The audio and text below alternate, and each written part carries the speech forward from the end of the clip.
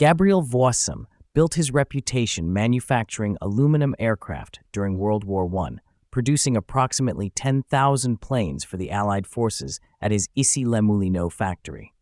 After the 1918 armistice, he transitioned to automobile production, bringing his aeronautical expertise into direct competition with a Tour Bugatti. In 1922, Voisin won the touring category at the Grand Prix de l'Automobile Club in Lyon. However, race officials responded by banning streamlined vehicles for 1923, regulations Voisin took as a personal affront. He boldly announced his entry into the speed category, giving himself merely 6 months to develop a competitive machine. Working with chief engineer pilot André Lefèbvre, who would later design Citroën's Traction Avant, 2CV, and DS, Voisin created an extraordinary vehicle.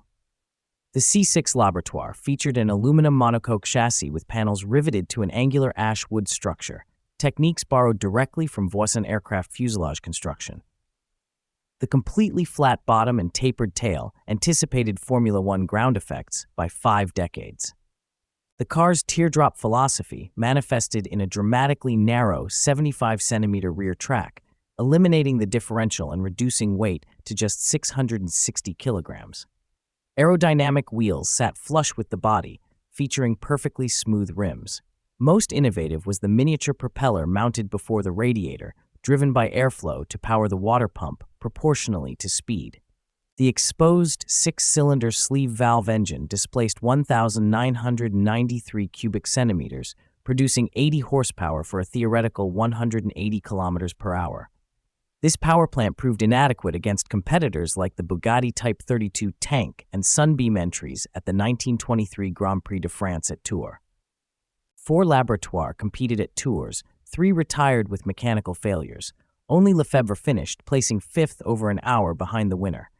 3 cars entered at Monza in 1923, all retiring. 1 chassis later competed in hill climbs fitted with a 4-liter C5 engine. All original Laboratoires were eventually scrapped. In 1992, Philippe Mock, a motorcycle champion turned composite materials specialist who had built carbon fiber monocoques for Renault Formula One cars, reconstructed a 5th example. Using period photographs, press accounts, and Voisin's personal notes, Mock spent 13,000 hours creating authentic plans and building the car with 1923-era techniques.